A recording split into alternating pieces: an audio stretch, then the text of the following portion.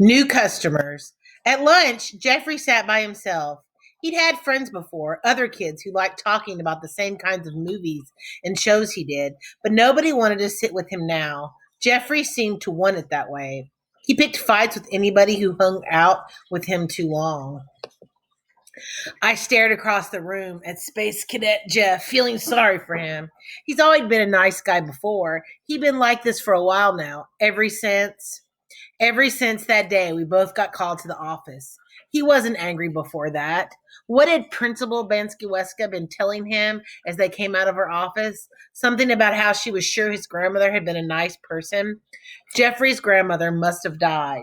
Was that why he was so mad? I could understand him being sad, but why was he so angry all the time? Then I remembered the books I read where people died. Sometimes the characters refused to believe it. Sometimes they just got to where they shut down and didn't want to do anything. And sometimes they got really mad. I had a book like that in my locker, in fact. After lunch, I wrote a note that said I wanted to talk and left it in Jeffrey's locker mailbox. He met me at my locker after school with the note in his hand. What? He said. Hey, Jeffrey, I said.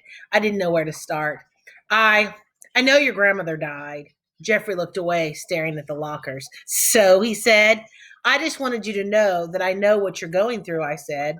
His eyes flashed to mine, and I saw the Jeffrey who'd gotten suspended for fighting. Oh, yeah, he said. Did your grandmother die? No, no, I said. Then you don't know, he said. But I've read about it, I said, in a book. Jeffrey snorted and looked away. I opened my locker and showed him the book. Mr. Bear opens a bank account, he said.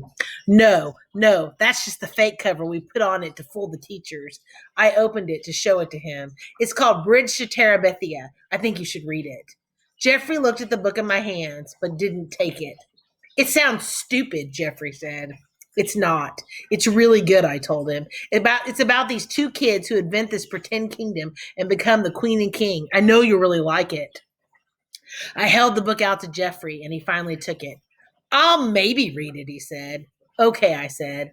I hoped he would. Jeffrey walked away, and I turned. Trey McBride was standing right behind me. I jumped out of my skin, then remembered to slam my locker shut and slip on the lock. Hey, Trey said. Hey, I said back. I tried not to sound nervous, even though I was. Every time I turned around, there he was. He stood there for a few seconds, just looking at me, but not saying anything. What did he want? Our First Amendment project was already finished. I want to borrow a book, Trey said. What?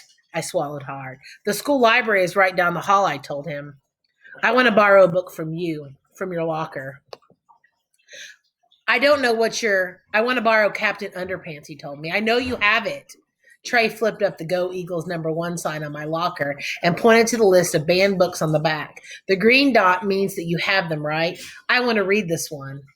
My own little patch of quicksand was opening up underneath me again. Trey knew all about the BBLL. Did that mean his mom knew too?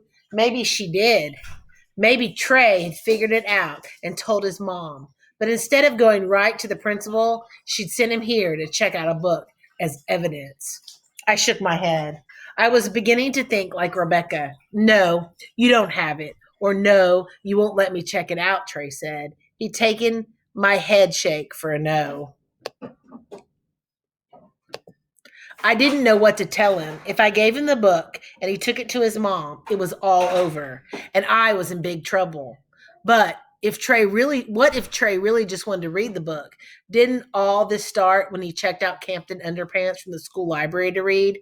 I'd gotten to know Trey working on our First Amendment project, and I started to like him, despite his drawing me as a mouse in third grade. And it was Trey's mom who banned the books, not Trey. Maybe he didn't agree with her at all. Maybe he just really wanted to read Captain Underpants. And that's why I had the banned book locker library to begin with, wasn't it? So anybody who wanted it could read the banned books from the school library. Trey looked disappointed in me and turned to leave. Wait, I said. I do have one, and you can borrow it. I was saying all kinds of crazy things out loud these days. I spun the dial on my lock, yanked it open, and got out Captain Underpants. Trey's eyes lit up. Do you have the fourth one? Captain Underpants and the Perilous Plot of Professor Poopy Pants? I did. My biggest mistake. I knew I was in trouble from the moment I set foot in the building on Monday morning.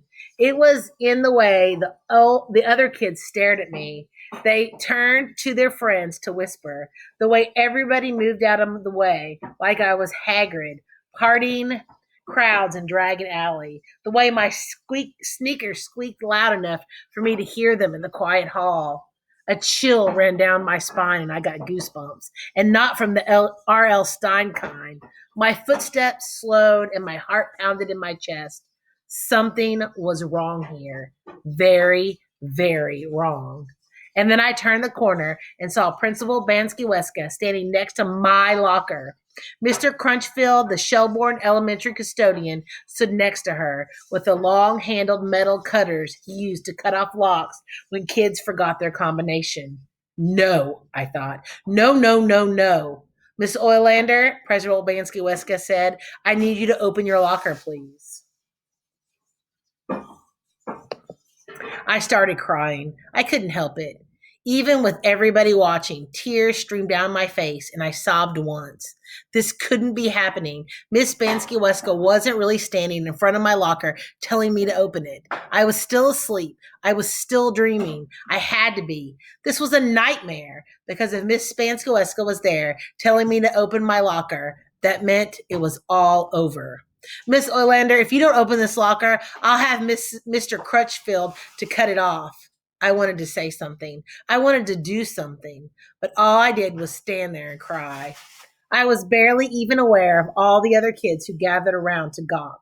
All right, Mr. Crunchfield, Miss Principal Bansky-Weska said. Through watery eyes, I watched him slip the cutters around my lock and squeeze. The lock popped, and Miss Bansky-Weska removed it. The hallway was completely silent as Principal Bansky-Weska opened my locker. The clink clink of the handle on my locker echoed in the quiet. It sounded like handcuffs going on my wrists. I wanted to fall to my knees. Where was my quicksand? I wanted it now. I wanted to be swallowed up by the ground and disappear forever. But there I stood, watching through my tears as Principal Bansky-Weska pulled books out of my locker library. The covers didn't fool her for a second. She already knew. She opened one, then another, until she was satisfied they were all illegal books.